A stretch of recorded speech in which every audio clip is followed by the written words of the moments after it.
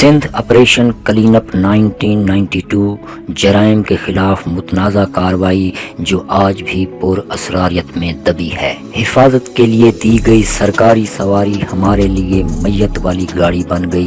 تابوت میں تھے ہم سب اور قانون نافذ کرنے کے لیے خریدی گئی اس گاڑی کی منظوری دینے والوں نے آج بھی قانون توڑا اور آج بھی اس کی گرفت سے باہر ہیں۔ پولیس افسر کے لہجے سے ہی اس کے جذبات کا اندازہ لگایا جا سکتا تھا۔ وہ افسر کراچی کے جناح ہسپتال کے مردہ خانے کے باہر کھڑے تھے۔ تاریخ تو مجھے اب یاد نہیں مگر یہ جون 1997 کا کوئی دن تھا۔ یہ افسر 28 مئی 1992 کو سندھ میں ڈاکوؤں اور ان کے مبینہ سرپرستوں کے خلاف شروع ہونے والے فوجی آپریشن کے آغاز پر نئے اکیڈمی سے آئے تھے اور کئی برس قبل اپنے اوپر ہونے والے ایک حملے کا قصہ سنا رہے تھے اور وہ پولیس کو فراہم کی جانے والی سرکاری گاڑیوں کے معیار پر سوال اٹھا رہے تھے۔ 5 برس ہو گئے میں نے حالات بدلتے نہیں دیکھے۔ وہ بہت غصے میں تھے۔ تب میں انگریزی اخبار دی نیوز کا کرائم رپورٹر تھا اور اس پیشہ ورانہ حیثیت میں نے کئی برس اس افسر کے ساتھ کام کیا مگر انہیں ہمیشہ غصے میں دیکھا۔ وہ کام کرتے وقت کبھی خوش یا مطمئن دکھائی نہیں دیے۔ جب میں مردہ خانے کے باہر ان سے ملا تو بھی اس ملاقات سے بھی 2 ہی گھنٹے قبل اس کے پولیس قافلے پر ہونے والے ایک اور حملے کے دوران ان کے ماتحت مارے گئے تھے اور ان کا خیال یہی تھا کہ سرکار کی جانب سے فراہم کیے جانے والے ہتھیار، ساز و سامان، سہولتوں اور اشیاء کا معیار ایسا نہیں ہوتا کہ قانون نافذ کرنے والے بلا خوف و خطر پوری حفاظت کے ساتھ اپنے فرائض سر انجام دے سکیں۔ کئی برس بعد ان کا تبادلہ کر کے دوسرے صوبے بھیج دیا گیا مگر وہاں بھی ان کے موقف اور شکایتی لہجے میں کوئی تبدیلی نہیں دیکھی جا سکی کیونکہ جن حالات پر وہ افسر غصہ کر رہے تھے وہ تبدیل نہیں ہوئے اور آج 29 برس بعد بھی تبدیل نہیں ہوئے۔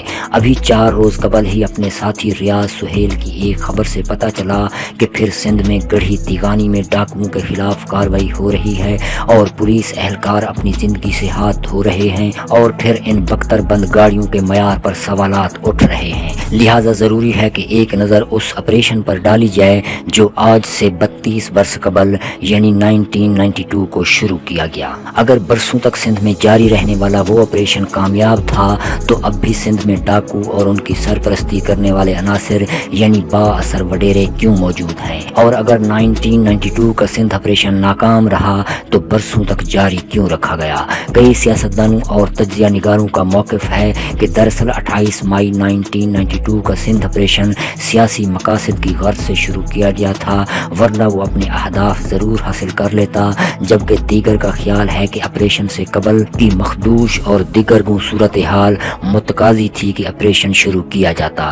آئیے ایک نظر ڈالتے ہیں کہ دراصل 28 مئی 1992 کا یہ آپریشن کیوں اور کن حالات میں شروع ہوا تھا۔ جب 28 مئی 1992 کو سندھ آپریشن شروع ہوا تو یہ بطور وزیر اعظم نواز شریف کا پہلا دور حکومت تھا اور general Asif Nawaz Janjua chief of army staff تھے۔ نواب جام صادق علی خان سندھ کے وزیر اعلیٰ تھے اور انہیں الطاف حسین کی اس وقت کی انتہائی مقبول سیاسی جماعت مہاجر قومی موومنٹ کی حمایت حاصل تھی جس نے شہری سندھ میں اچانک بے مثال سیاسی طاقت حاصل کر لی تھی۔ تب سیاسی، صحافتی، انتظامی اور عدالتی حلقے صوبے کے دیہی اور شہری دونوں حصوں میں امن و امان، قانون کی بالادستی اور ریاست کی عملداری پر نکتہ چینی کر رہے تھے۔ تجزیہ کاروں کے مطابق تنقید کا مرکز صوبے میں بڑھتی ہوئی لاقانونیت، پنپتے جرائم، تعلیمی اداروں اور رہائشی علاقوں میں دیگر ہوتی صورتحال، قتل و غارت، لوٹ مار، بھتہ خوری اور طاقت و جبر کی وارداتیں اور ان سب پر نظام قانون اور نظام عدل و انصاف کی مجرمانہ غفلت اور خاموشی یا لاپرواہی تھے۔ اخبارات کے جائزے اور تجزیہ نگاروں کی گفتگو سے پتہ چلتا ہے کہ یہ نکتہ چینی کچھ ایسی غلط بھی نہیں تھی۔ اخبارات کے مطابق صوبے بھر میں اسلحے کی بھرمار اور مسلح گروہوں کی حکمرانی تھی، ریاست کی عملداری تقریباً ختم ہو چکی تھی۔ ایک تجزیہ نگار نے نام ظاہر نہ کرنے کی شرط پر بتایا کہ دراصل اس وقت بھی آج ہی کی طرح غربت و بے روزگاری کا دورہ تھا۔ اسی غربت کے نطفے سے بے روزگاری کی کوکھ میں جرم جنم لے رہا تھا۔ بدترین غربت اور بے روزگاری کے شکار سندھ کے نوجوان کوئی راہ نہ پا کر جرائم کی جانب راغب ہو رہے تھے۔ ان کے مطابق شہری علاقوں میں سیاسی جماعتوں کو ہر کام کرنے پر آمادہ افرادی قوت میسر آ رہی تھی جبکہ دیہی دیہی علاقوں میں جہاں وڈیرا شاہی عروج پر تھی وہاں دیہاتی نوجوانوں کے پاس بھی با اثر زمینداروں کی ایما پر سب کچھ کر گزرنے کے علاوہ کوئی راستہ نہیں تھا۔ یہ وہ وقت تھا جب سندھ کے شہری علاقوں میں بھی منظم جرائم رونما ہو رہے تھے اور دیہی علاقے کے وہ حصے جہاں عام افراد یا قانون نافذ کرنے والے اداروں دونوں ہی کی رسائی نہیں تھی وہاں جرائم پیشہ افراد کی کمی گاہیں قائم ہوتی جا رہی تھی۔ شہر کے ایسے علاقوں کو نو گو ایریاز کہا یا سمجھا جاتا تھا اور دیہات میں انہیں کچے کا علاقہ کہا جاتا تھا۔ دیہی سندھ میں واقع اس کچے کے علاقے میں ڈاکو راج کی منظر کشی اس وقت تک شائع ہونے والے ڈان اخبار کے اردو اخبار حریت کے کرائم رپورٹر تنویر بیگ نے کی۔ ان ڈاکوؤں کو علاقے کے وڈیروں کی سرپرستی ایسے حاصل تھی کہ دراصل یہ لوگ انہی وڈیروں کی زمینوں پر کام کرنے والے مزاروں کی نسلوں سے تعلق رکھتے تھے۔ ان کا کہنا تھا کہ غربت کے راستے جرم کی سرحد عبور کرنے والے یہ ڈاکو اپنی سرپرستی کے صلے میں ان وڈیروں کی دشمنیاں بھی نمٹاتے تھے اور ان کے سماجی تعلقات تک کا خیال بھی رکھتے تھے۔ جب اس صورتحال پر پولیس افسران کا نقطہ نظر یا رد عمل حاصل کرنے کے لیے رابطہ کیا گیا تو اس وقت صوبے کا دیہی مرکز سمجھے جانے والے علاقے لاڑکانہ میں پولیس کے سربراہ DIG نیاز احمد صدیقی نے ان تبصروں خبروں اور نقطہ نظر پر کسی بھی قسم کی گفتگو یا تبصرے سے گریز کیا۔ یہی نہیں بلکہ کوئی اور افسر بھی سندھ آپریشن یا اس وقت کی صورتحال پر گفتگو کے لیے آمادہ نہیں ہوا۔ پولیس افسران کی ایسی ہی مجبوریاں تھیں یا کچھ اور وجوہات، مگر اس زمانے میں لا قانونیت عروج پر تھی۔ فوج سے بریگیڈیئر کے عہدے سے ریٹائر ہونے والے سہولت رضا تب لیفٹیننٹ کرنل تھے اور سندھ میں فوج کے شعبہ تعلقات عامہ کے ڈائریکٹر تھے۔ ان کے مطابق بھی یہ وہ زمانہ تھا جب سندھ بھر میں اغوا کی وارداتیں عروج پر تھیں۔ صحافی تنویر بیگ نے بھی شہری اور دیہاتی آبادی کے درمیان جرم کے رابطے بیان کرنے کے لیے اغوا برائے تاوان کی ایک واردات کا حوالہ دیا۔ ایک واقعہ تو جلدی امراض کے ایک ماہر ڈاکٹر کے اغوا کا تھا جن کا کلینک کراچی کے اسلامیہ کالج کے پاس تھا۔ انہیں تاوان کے لیے اغوا کیا گیا۔ ان کے بھائی سے مجھے پتہ چلا کہ ڈاکٹر صاحب اغوا ہو گئے ہیں اور 20 لاکھ روپے تاوان مانگا گیا ہے جو اس زمانے میں بہت بڑی رقم تھی، مگر ڈاکٹر صاحب کے خوفزدہ اہل خانہ نے تاوان کی ادائیگی کا فیصلہ کیا۔ تاوان کی ادائیگی کا مقام مزار قید طے ہوا۔ ڈاکوؤں نے اہل خانہ کو ہدایت کی کہ رقم گاڑی میں رکھ کر گاڑی کا بونٹ کھول کر مزار کے پاس کھڑے رہیں۔ وہ وہاں تو تاوان وصول کرنے نہیں آئے اور اہل خانہ سے دوبارہ رابطہ کر کے ہدایت کی کہ اب تاوان لائنز ایریا میں وصول کیا جائے گا اور ایسا ہی ہوا۔ تنویر بیگ کے مطابق تاوان کی ادائیگی کے بعد خاندان کو ہدایت کی گئی کہ ڈاکٹر صاحب کو سپر ہائی وے پر ایک مقام سے لے آئیں، وہ وہاں پہنچا دیے گئے ہیں۔ بہرحال ڈاکٹر صاحب گھر پہنچ گئے۔ دلچسپ بات یہ ہے کہ ڈاکٹر صاحب 1.5 ماہ تک یرغمال رہے، مگر ڈاکو یہ نہیں جانتے تھے کہ وہ ان کے علاقے کے وڈیرے کے معالج بھی ہیں۔ 1 ماہ بعد ڈاکٹر صاحب کی بیٹی کی شادی تھی اور وہ اپنے کلینک میں تھے کہ مریضوں میں سے ایک شخص نے جو چہرہ چھپائے ہوئے تھا اچانک چہرے سے چادر ہٹائی تو ڈاکٹر صاحب پہچان گئے کہ یہ تو ان ڈاکو میں سے ایک ہیں جس نے انہیں اغوا کیا تھا۔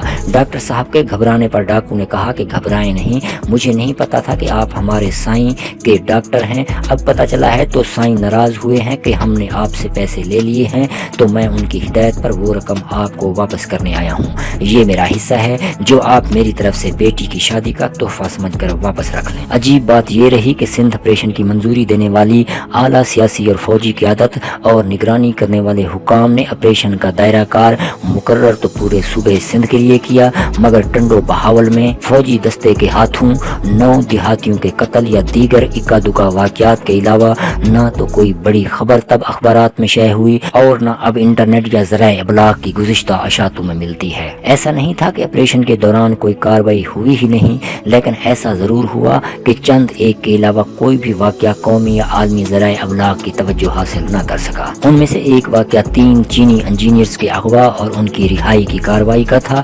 یہ ضلع دادو کا علاقہ تھا جہاں ایک با اثر کردار سردار رئیس نبن خان لنڈ تھے جو رکن سندھ اسمبلی بھی تھے۔ دادو میں کچے کے علاقے پھلجی کا گاؤں پیارو گوٹھ وہ مقام تھا جہاں چینی انجینئرز اغوا کر کے لے گئے تھے۔ وہاں ہیلی کاپٹرز کے ذریعے آپریشن کیا گیا مگر مغوی برآمد نہیں ہوئے۔ صحافی ناز صحت تو بتاتے ہیں کہ غالب امکان یہی ہے کہ پھر نبن خان لنڈ کے ذریعے ڈاکوؤں سے حکام کی بات چیت ہوئی اور مغوی چینی انجینئرز بازیاب کروائے گئے۔ ان کے مطابق سرکاری طور پر تو کبھی تسلیم نہیں کیا گیا، مگر درون خانہ سب جانتے تھے کہ حکومت نے چینی انجینئرز کو بھی تاوان دے کر چھڑوایا تھا۔ سندھی اخبار کاوش اور نیوز چینل ARY سے وابستہ رہنے والے صحافی عاجز جمالی کا بھی یہی کہنا ہے کہ چینی انجینئرز کی رہائی ڈیل کا نتیجہ تھی۔ ان کے مطابق انجینئرز जिसको डाकू लाइक चांडियों के ग्रोह ने अगवा किया था, और ये भी अपनी नौयत का पहला वाक़या था कि जाम सादिक हुकूमत ने सरकारी खजाने से तावान अदा किया था। आजिज जमाली ने दावा किया कि नब्बन खान लुंड ने भी पैसे में से अपना हिस्सा वसूल किया था। ये अलग बात के बाद में डाकू लाइक चांडियों ने दावा किया कि 4 करोड़ के करीब इस रकम से उन तक सिर्फ 10 लाख रुपए ही पहुंचे थे। आजिज जमाली कहते हैं कि उस वक्त आलम यह था, दादू में सहाफ़ी इकबाल मल्लाह की शादी पर डाकुओं ने हमला किया। बाएं बाजू की मारूफ शख्सियत और कम्युनिस्ट पार्टी के मरकजी कामरेड जाम साकी के साहबजादे सज्जाद जहीर और मीर थीबो भी अगवा किए गए। सहाफ़ी मजहर अब्बास ने भी डाकुओं या अगवाकारों की सरपरस्ती की तस्दीक की।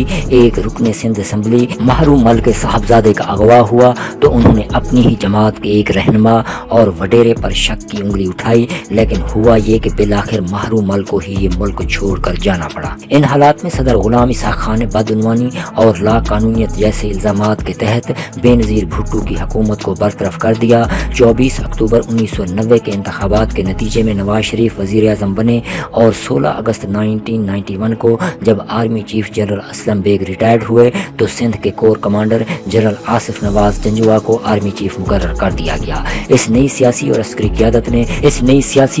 क़यादत ने सिंध की तब की दिगर सूरत हाल पर गौर करने के बाद सूबे में कई बरस से जारी बदअमनी और ला कानूनियत को जड़ से उखाड़ फेंकने के लिए किसी बड़े सर्जिकल एक्शन या फौजी और इंतजामी कार्रवाई पर गौर शुरू किया। मजहर अब्बास बताते हैं कि जब general Asif Nawaz core commander Sindh थे तभी उन्होंने वजीर आज़म नवाज शरीफ को रिपोर्ट भेजी थी जिसमें सिंध में डाकुओं और अस्करियत पसंदों के खिलाफ कार्रवाई की तजवीज़ शामिल थी। मजहर अब्बास के मुताबिक जनरल आसिफ नवाज ने नवाज शरीफ पर वाज़ेह कर दिया था कि ऐसी किसी मुमकिन कार्रवाई से हुक्मरान सियासी इत्तेहाद में रखना भी पड़ सकता है, लेकिन नवाज शरीफ का मौक़िफ़ था कि अगर जराइम पेशा अनासिर के बारे में मालूमात दुरुस्त हैं तो फिर फिनिश देम ऑल। वो कहते हैं कि नवाज शरीफ के ये अल्फाज मुझे याद हैं। जब 28 मई को ऑपरेशन का आगाज़ हुआ तो तमाम जानिब से इसकी मंजूरी दी जा चुकी थी, मगर ब्रिगेडियर रिटायर्ड सहूलत रजा के मुताबिक इसके बावजूद ऑपरेशन के आगाज़ के 24 घंटे के अंदर ही एक अगली टर्न भोंडा मोड़ आ गया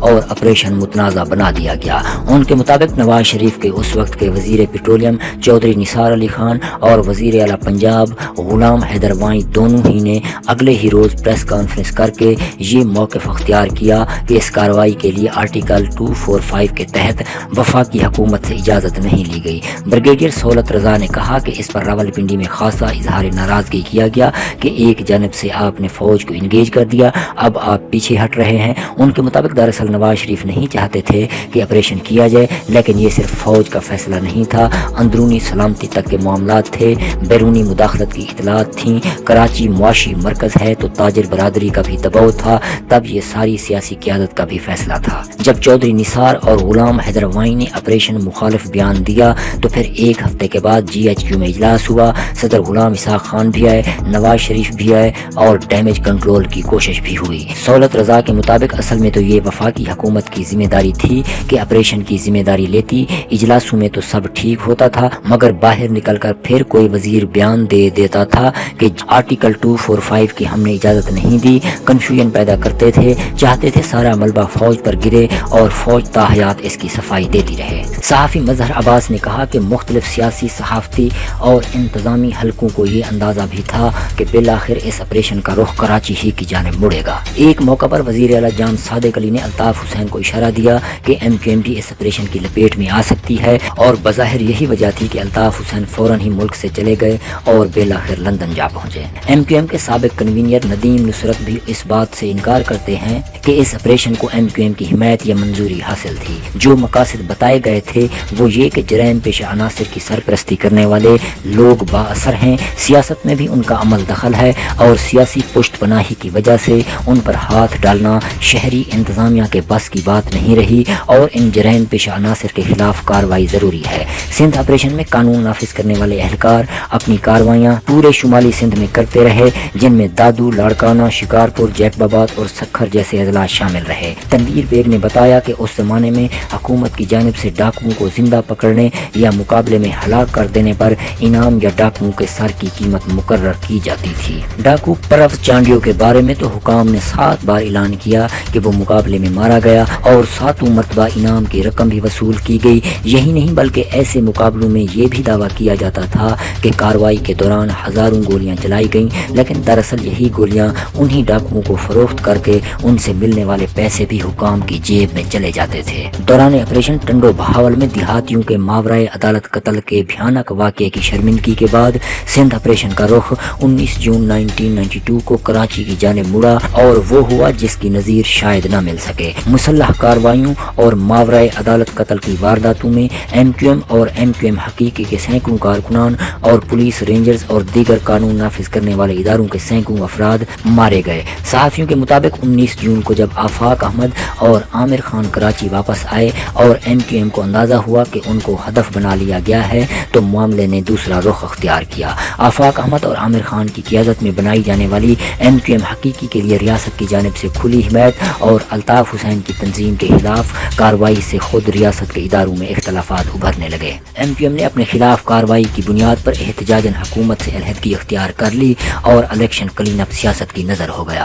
ایک تجزیہ کار کہتے ہیں کہ اسے ٹنڈو بہاول کے واقعے کا دباؤ کہہ لیں یا آپریشن کرنے والوں کی بیزاری اور تھکن کہ سندھ میں ڈاکوؤں کے خلاف بیشتر کارروائیاں اچانک اور بے نتیجہ ہی ختم کر دی گئیں۔ 29 مارچ 1987 سے 27 مئی 1989 تک فوج کے خفیہ ادارے انٹر سروسز انٹیلیجنس کے سربراہ رہنے والے جنرل حمید گل کا بھی یہی کہنا تھا کہ اس آپریشن کا مقصد صرف ڈاکوؤں کے خلاف کارروائی نہیں تھا۔ صحافی مظہر عباس کا کہنا ہے کہ خود مجھے دیے گئے ایک انٹرویو میں جنرل حمید گل نے باقاعدہ تسلیم کیا کہ جس وقت سندھ میں آپریشن شروع ہوا تو وہ وقت اس صوبے کے مخصوص حالات میں کسی بھی فوجی کارروائی کے لیے مناسب تھے ہی نہیں۔ حمید گل نے کہا کہ فوجی نقطۂ نظر سے ایسی کارروائیاں ایسے موسم میں شروع ہی نہیں کی جاتی اور ہدف کراچی ہی تھا۔ مظہر عباس کے مطابق جب آپریشن شروع ہوا تو فوج کے خفیہ اداروں کے موقف میں بھی واضح فرق باقاعدہ نظر آیا۔ ایک بار مجھ سے فوج کے خفیہ اداروں سے وابستہ ایک ذریعے نے کھل کر کہا کہ ہم تو عسکریت پسندی کا مکمل خاتمہ چاہتے ہیں، مگر ہمارے دوست کچھ سیاسی مقاصد بھی رکھتے ہیں۔ اگرچہ AH خان زادہ جیسے صحافی آپریشن کو کامیاب اور نتیجہ خیز سمجھتے ہیں، مگر مظہر عباس اور ناز سہتو جیسے صحافیوں کے مطابق نہ تو آپریشن دیہی سندھ میں نتیجہ خیز رہا اور نہ ہی شہری علاقوں میں مکمل اور دیر پا امن قائم کر کے کامیاب ہو سکا۔ مظہر عباس کے مطابق یہ آپریشن شہری اور دیہاتی دونوں محاذوں پر اپنے مقاصد حاصل کرنے میں ناکام رہا۔ صحافی ناز سہتو بھی کہتے ہیں کہ آپریشن شروع کرتے وقت کہا تو یہ گیا تھا کہ آپریشن زدہ علاقوں میں طویل المدت نتائج کے لیے بحالی کا عمل کیا جائے گا، تعلیم دی جائے گی، متاثرہ دیہات کی تعمیر نو کی جائے گی، مگر کوئی وعدہ پورا نہیں کیا گیا۔ اگر ہوتا تو آج بھی کیوں جرم موجود ہے۔ انہوں نے کہا کہ جو سوال میں کر رہا ہوں وہی سینئر اعجاز جتوئی نے بھی سینٹ میں کیا کہ پہلے تو یہ بتایا جائے کہ کچے میں علاقے میں اسلحہ پہنچتا کیسے ہے۔ جہاں ہم 2 کلو آٹے کا تھیلا اور 1 پیکٹ دوا نہیں پہنچا سکتے، وہاں 13 شکن بندوقیں اور راکٹ لانچر کیسے پہنچتے ہیں۔ سندھ میں تو اسلحے کی کوئی فیکٹری اور کارخانہ نہیں، وہ تو ہزاروں میل دور دوسرے صوبوں میں ہیں، تو یہاں کون اور کیسے لاتا ہے، اور اگر باہر سے آتا ہے تو سرحد کیسے پار ہوتی ہے، 3 صوبے عبور کر کے یہاں کیسے آتا ہے، راستے میں بھی تو کسی کی ذمہ داری ہے کہ اسے روکیں۔ ان کا کہنا تھا کہ پولیس تو خود کہہ چکی تھی کہ مجرموں کے پاس جدید ہتھیار ہیں، اسی لیے تو ہم مارے جاتے ہیں، تو کون لاتا ہے یہ اسلحہ۔ اس آپریشن کے دوران کارروائی میں شریک قانون نافذ کرنے والے اداروں پر یہ الزام بھی لگے کہ ایک ایک ملزم کی تلاش میں انہوں نے گاؤں کے گاؤں نظر آتش کر دیے، تاہم ان دعووں کی آزاد ذرائع سے تصدیق نہیں ہو سکی۔ دادو میں حکام کی جانب سے ڈاکو قرار دیے جانے والے گل محمد کا مبینہ ٹھکانہ برہ ماڑی گاؤں ہو یا گھوٹکی کا شاہ بیلو گاؤں، ناز سہتو کے مطابق یہ دیہات آپریشن کے دوران جلے، بختر بند گاڑیاں لائی گئیں، پوری کارروائی میں 6 سے زیادہ لوگ مارے گئے اور پھر پورا گاؤں شاہ بیلو جلا ڈالا گیا۔